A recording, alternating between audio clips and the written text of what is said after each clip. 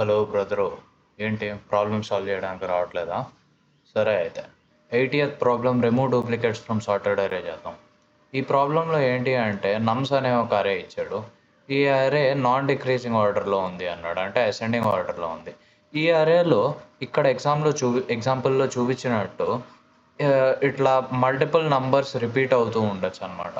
వాడు ఆన్సర్లో అడిగింది ఏంటి అంటే ఈ నంబర్స్ ఏవైతే యూనిక్ నంబర్స్ ఉన్నాయో అవి అట్మోస్ట్ 2 టైమ్స్ రిపీట్ అయ్యేట్టు ఆ ఫైనల్ రిజల్ట్ అరేలో అన్నాడు. మ్యాక్సిమం 2 టైమ్సే రావచ్చు అనమాట.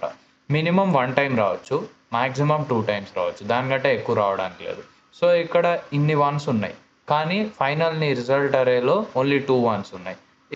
ఓకే, సరే అయితే ఇప్పుడు కస్టమ్ జడ్జ్ ఈ ప్రోగ్రామ్ని ఎట్లా జడ్జ్ చేస్తారు అంటే ఫస్ట్ నీ ఫంక్షన్ని కాల్ చేస్తారు. నీ ఫంక్షన్ని కాల్ చేశాక నువ్వు చెప్పిన కే వాల్యూ వాళ్ళు అనుకున్న కే వాల్యూ సేమ్ ఉందా లేదా అని చూస్తారు. ఒకవేళ సేమ్ ఉంటే అప్పుడు ఇంకా ప్రొసీడ్ అవుతుంది.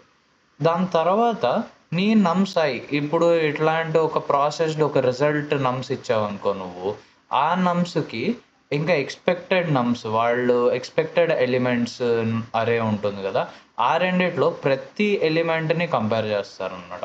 ప్రతి ఎలిమెంట్ని కంపేర్ చేసి సేమ్ ఉంటే అప్పుడు యాక్సెప్ట్ అవుతుంది. సో ఇప్పుడు ఈ ప్రాబ్లం లాజిక్ గురించి మాట్లాడదాం. ఇది నీకు ఇచ్చే ఇన్పుట్ నమ్స్ ఇట్లా ఉంటుంది, నీ ఎక్స్పెక్టెడ్ అవుట్పుట్ నమ్స్ ఇట్లా ఉంటుంది.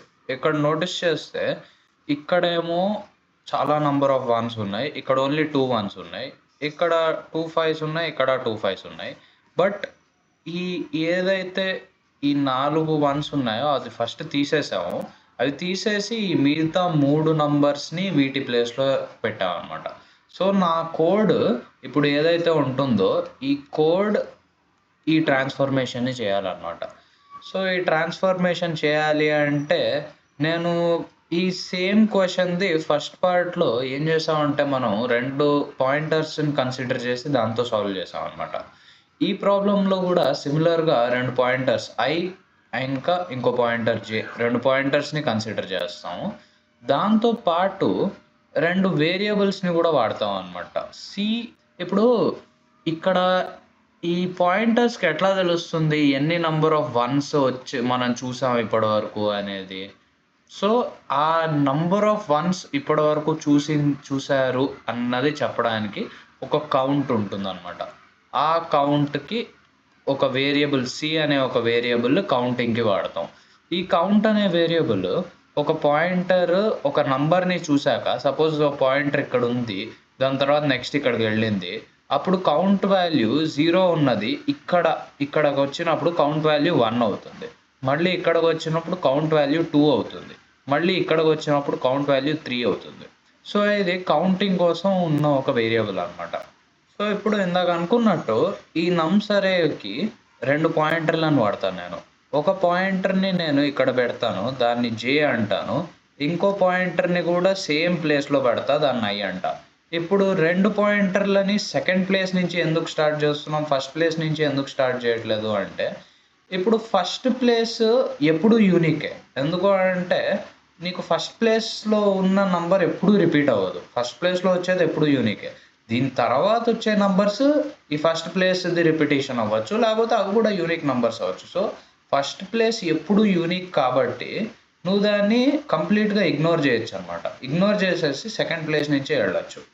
ఈ ఐ అనే ఏదైతే పాయింటర్ ఉందో ఆ ఐ అనే పాయింటర్కి పని ఏంటి అంటే దాన్ని i-1లో ఉన్న వాల్యూని చూసి i-1 వాల్యూ ఐకి ఈక్వలా కాదా అనే చెప్పాలి నాకు.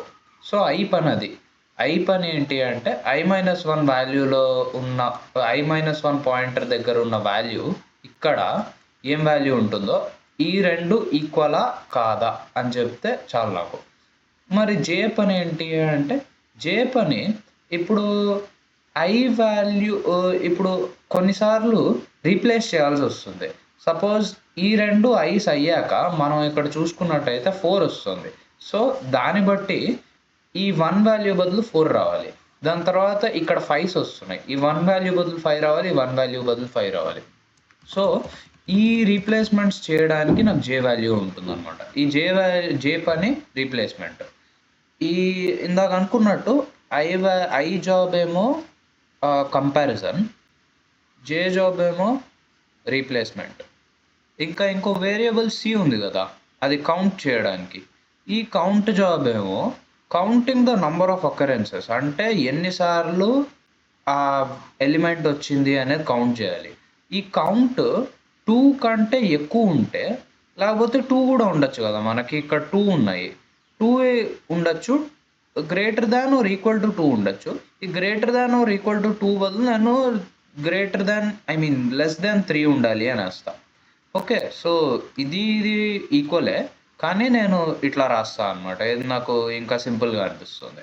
సో సి, ఈ కౌంట్ వాల్యూ 3 కంటే తక్కువ ఉండాలి. సో ఈ 3 కంటే తక్కువ ఉండేట్టు కౌంట్ చేసుకోవాలి మనం. సరే, ఓకే. మనం ఇందాక అనుకున్నట్టు ఐని సెకండ్ ప్లేస్ నుంచి స్టార్ట్ చేద్దాం. సెకండ్ ప్లేస్ అంటే ఫస్ట్ ఇండెక్స్. రిమెంబర్, ప్లేసులు ఇండెక్స్లు పైథాన్లో డిఫరెంట్. ఒకటి ప్లేస్ కంటే ఇండెక్స్ ఎప్పుడు ఒక వాల్యూ తక్కువ ఉంటుంది. సో ఇక్కడ సెకండ్ ప్లేస్ కాబట్టి ఇండెక్స్ ఫస్ట్ ఇండెక్స్ అనమాట. సో అది i is equal to 1, J కూడా అక్కడి నుంచే స్టార్ట్ చేస్తున్నాం. J is equal to 1, count is equal to 1. ఎందుకు ఈ కౌంట్ ఈజ్ ఈక్వల్ టు 1 అంటే ఇక్కడ 1ని ఆల్రెడీ చూసినట్టు మన లెక్క. ఓకే, ఇవన్నీ ఆల్రెడీ చూసాం కాబట్టి ఒకసారి కౌంట్ వేసుకోవచ్చు అనమాట. ఒకసారి 1 టైం మనం చూసాము అని కౌంట్ని ఒకసారి వేసేసుకోవచ్చు. సరే, ఓకే, ఫైన్. ఇప్పుడు చూసాక ఏంటి లాజిక్ ఏంటి అంటే, ఇప్పుడు ఈ i ఏదైతే ఉందో i-1 ఉన్న వాల్యూతో కంపేర్ చేయాలి. i-1 ఉన్న వాల్యూ ఒకవేళ ఈ i-1 value i value equal ఉంటే అప్పుడు i నెక్స్ట్ ప్లేస్కి వెళ్ళచ్చు, j కూడా నెక్స్ట్ ప్లేస్కి వెళ్ళచ్చు. అది లాజిక్ ఇక్కడ. సో ఈ స్పెసిఫిక్ ఎగ్జాంపుల్లో i-1 ఇంకా i వాల్యూ సేమే ఉన్నాయి. సో i వాల్యూ నెక్స్ట్ ప్లేస్కి వెళ్తుంది. సో కొత్త i వాల్యూ ఇది, కొత్త j వాల్యూ ఇది. i నెక్స్ట్ ప్లేస్కి వచ్చింది. కానీ ఈ నెక్స్ట్ ప్లేస్కి రావడం జస్ట్ i jనే కాదు, i ఇంకా jని మార్చడమే కాదు, cని కూడా మార్చాలి. ఏంటి అంటే ఫస్ట్ ఇది 1 చూసేసామని మనం cని 1కి ఇనిషియలైజ్ చేసుకున్నాం. ఈ సెకండ్ 1 కూడా చూసాం కదా, సో cని కూడా ఒకటి ఇంక్రీజ్ చేసుకుని c ఇప్పుడు 2కి వస్తుంది అనమాట.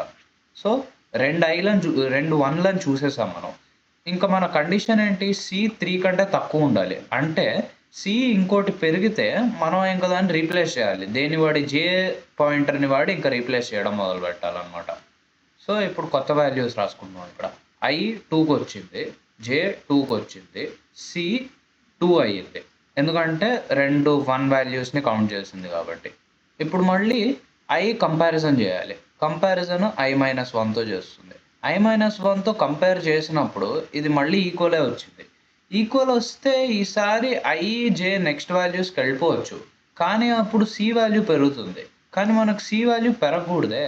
సో దీని బదులు ఏం చేస్తామంటే i j రెండింటిని పంపించకుండా ఓన్లీ iని పంపిద్దాం. సో దట్ i నెక్స్ట్ ఏదైతే ఇక్కడ 4 ఉంది కదా, ఈ వాల్యూ వేరే వాల్యూ వచ్చేంత వరకు i అట్లా వెళ్తూనే ఉంటుంది. అక్కడ వరకు వెళ్ళాక ఇక్కడ 4 వచ్చాక ఈ 4ని ఈ jతో, ఈ 4 వాల్యూ ఈ j ప్లేస్లో పెడుతుంది అనమాట. సేమ్ మనకి ఇక్కడ ఉన్నట్టే అట్లా పెడుతుంది. సో ఇప్పుడు లాజిక్ ఏంటి అంటే, నీ కౌంట్ వాల్యూ 3 కంటే తక్కువ ఉంటే అప్పుడు నువ్వు iని ఇంక్రిమెంట్ చేస్తావు నెక్స్ట్ ప్లేస్కి, jని ఇంక్రిమెంట్ చేస్తావు నెక్స్ట్ ప్లేస్ని, కౌంట్ని కూడా ఒకటి ఇంక్రిమెంట్ చేస్తావు. అదే ఒకవేళ నీకు c వాల్యూ 3 కంటే ఎక్కువ అయింది అనుకోండి, లేకపోతే 3 కంటే ఎక్కువ అయినా 3 ఈక్వల్ టు 3 అయినా, c greater than or equal to 3, అప్పుడు iని మాత్రమే ఇంక్రిమెంట్ చేస్తావు. ఓకే, ఇప్పుడు cని నువ్వు ఇంక్రిమెంట్ చేయాల్సిన పని లేదు, ఆల్రెడీ 3 కంటే ఎక్కువ అయింది, నువ్వు ఇంక్రిమెంట్ చేసినా చేయకపోయినా ఒకటే. ఇది i ఇంక్రిమెంట్ ఎప్పటి వరకు చేస్తావు, ఎప్పటి వరకు అయితే i-1 is not equal to i. ఈ లాజిక్ ట్రూ అయ్యేంత వరకు చేస్తావు. ఇప్పుడు ఈ లాజిక్ ఇక్కడ ట్రూ అయిందా, లేదు, ఇంకా ఈక్వలే, మళ్ళీ i ఇక్కడికి వస్తుంది. ట్రూ అయిందా, ఇంకా ఈక్వలే, i ఇక్కడికి వస్తుంది. ట్రూ అయిందా, ఇంకా ఈక్వలే, మళ్ళీ ఇక్కడికి వస్తుంది, మళ్ళీ ఈక్వలే. సో ఇక్కడికి వచ్చాక ఈ i value i-1 value equal కాదు. ఈక్వల్ కానప్పుడు అప్పుడు ఏం చేయాలి, ఈ 4 ఏదైతే ఉందో అది j ప్లేస్లో పెట్టాలి అనమాట. So nums of j equals nums of i. So j వాల్యూకి i ఇవ్వాలి. అది సంగతి. ఇప్పుడు ఇక్కడ కొత్త నంబర్స్ రాసుకుందాం. I వాల్యూ 7 ఉంది. J వాల్యూ ఇంకా 2 ఉంది. కౌంట్ నీకు ఎంతో పెరుగుంటుంది. కానీ ఇప్పుడు ఇక్కడ ఇట్లా చేంజ్ అయింది కదా నంబరు. చేంజ్ అయింది అంటే 4 ఫస్ట్ టైమ్ చూస్తున్నాం మనం. ఈ 4ని ఫస్ట్ టైమ్ చూస్తున్నాం. సో, కౌంట్‌ని 1 ఏసేసుకోవచ్చు నువ్వు. 2 బదులు 1 ఏసుకుంటాం. ఇంకా ఇక్కడ J ప్లేస్‌లో ఏదైతే 1 ఉందో దాన్ని రీప్లేస్ చేసి 4 పెట్టాం. ఓకే. సో, ఇప్పుడు దీని తర్వాత I నెక్స్ట్ వాల్యూకి వెళ్తుంది. 5కి వచ్చింది. ఇంకా J కూడా నెక్స్ట్ వాల్యూకి వచ్చింది. 1కి వచ్చింది. సో, కొత్త J ఇక్కడుంది. కొత్త I ఇక్కడుందనమాట. ఓకే. ఇప్పుడు ఈ I-1కి ఇంకా Iకి ఈక్వల్ కాదు. ఓకే. ఈక్వల్ కానప్పుడు ఏం చేయాలి? మనం ఈ 5 వాల్యూ ఉన్నది మళ్ళీ J వాల్యూలో పెట్టాలనమాట. J వాల్యూలో పెడితే ఇది 5కొస్తుంది. సరే, దీనికి ఇప్పుడు సూడో కోడ్ ఏంటి అనేది రాసుకుందాం. ఫస్ట్ I పాయింటర్‌ని 1కి పెట్టుకుంటాం. J పాయింటర్‌ని 1కి పెట్టుకుంటాం. కౌంట్ చేసేది 1కి పెట్టుకుంటాం. దీని తర్వాత ఇవన్నీ ఇనిషియలైజ్ అయిపోయాయి. మన మెయిన్ కండిషన్ ఏంటి? ఈ I పాయింటర్ ఏదైతే ఉందో అది ఎండ్ వరకు వెళ్ళాలన్నమాట. So, while I less than length of nums అంటే అది ఎండ్ ఆఫ్ ద నమ్స్ అరే వరకు ఇటరేట్ అవుతూ ఉంటుంది. అట్లా ఉన్నప్పుడు ఏంటి ఫస్ట్ కండిషన్? మనకి నమ్స్ of I is equal to నమ్స్ of I-1 అంటే I పాయింటర్ ఇంకా I-1 దగ్గర ఉన్న values I value, I-1 value equal అయినప్పుడు ఏం చేయాలనుకున్నాం? ఫస్ట్ మనం కౌంటర్‌ని ఒకటి ఇంక్రీజ్ చేస్తాం. ఓకే. C1 ఉన్నది ఒకవేళ 2 ఈక్వల్ అయితే C2 అవుతుంది. సో, అది అన్నమాట. కౌంటర్‌ని ఇంక్రీజ్ చేస్తాం.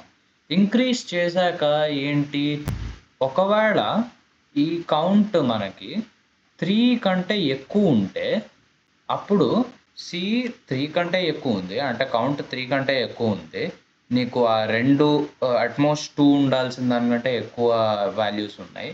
దాని తర్వాత ఇంకా నీకు J ఇంకా I కూడా ఒకే చోట పాయింట్ చేయట్లేదు అన్నప్పుడు ఈ ఏదైతే J పాయింటర్ దగ్గర ఉండే వాల్యూ ఉంటుందో I పాయింటర్ దగ్గర ఉండే వాల్యూతో రీప్లేస్ చేయాలన్నమాట.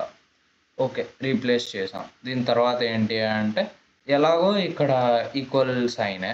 సో, అది కౌంట్ కూడా పెంచేసాం. దీని తర్వాత స్టెప్ ఏంటి అంటే జస్ట్ ఆ పాయింటర్స్‌ని ఇంక్రిమెంట్ చేయడం నెక్స్ట్ ప్లేస్‌కి. ఓకే. ఈక్వల్ టు కండిషన్ కూడా అర్థమైంది. ఇంకోటి ఏంటి అంటే ఒకవేళ C గ్రేటర్ దాన్ 3 కాకపోతే ఏంటి? గ్రేటర్ దాన్ 3 కాకపోతే గ్రేటర్ దాన్ 3 కాదు. బట్ నీకు ఈక్వల్సే. ఈక్వల్స్ అన్నప్పుడు అప్పుడేం చేయాలి అంటే Iని ఇంక్రిమెంట్ చేస్తాం. సరే, వాట్ ఇఫ్ ఆ 2 అసలు ఈక్వల్ కాకపోతే? ఈక్వల్ కానప్పుడు మనకి రీప్లేస్ చేయాలన్నమాట. సో, ఈ నమ్స్ J ఈక్వల్స్ నమ్స్ I ఇంకా Cని బ్యాక్ టు 1 పెడతాం. ఎందుకు? ఈ ఈక్వల్ కానప్పుడు ఏంటి? కొత్త నంబర్ వచ్చింది. కొత్త నంబర్ వస్తే కౌంటర్‌ని బ్యాక్ టు 1 పెట్టుకోవాలి. ఫస్ట్ టైం చూస్తున్నాం కాబట్టి. ఇంకా J పాయింటర్‌ని ఇంక్రీజ్ చేస్తాం. I పాయింటర్‌ని ఇంక్రీజ్ చేస్తాం. సో, ఇది కోడ్. మనం రిటర్న్ చేయాల్సింది J వాల్యూ. సో, ఎగ్జాక్ట్‌గా ఇందాక ఎక్స్‌ప్లెయిన్ చేసిన లాజిక్ అదే సేమ్ కోడ్‌లో ఇక్కడ లీడ్ కోడ్‌లో ఇంప్లిమెంట్ చేశాను అనమాట. ఇంకోటేంటి అంటే సేమ్ దీన్నే పైథాన్ రిమూవ్ ఫంక్షన్‌తో చేయొచ్చు. కానీ పైథాన్ రిమూవ్ ఫంక్షన్‌కి టైమ్ కాంప్లెక్సిటీ O(n) ఉంటుంది. సో, ఈ వైల్ లూప్ ఇట్లాంటి ఒక వైల్ లూప్‌లో రిమూవ్ ఫంక్షన్ చేసినప్పుడు టోటల్ ప్రోగ్రామ్‌ది O(n² అవుతుంది. అది ఎక్కువ టైమ్ కాంప్లెక్సిటీ. దాని బదులు ఈ కోడ్‌ది టైమ్ కాంప్లెక్సిటీ ఏదైతే ఉందో అది జస్ట్ O(n) మాత్రమే. సో, O(n) కాబట్టి ఇది చాలా బెటర్ అనమాట. ఓకే. సరే, దీన్ని ఇప్పుడు రన్ చేద్దాం. యాక్సెప్ట్ అయింది. సబ్మిట్ చేద్దాం. That's it. బై.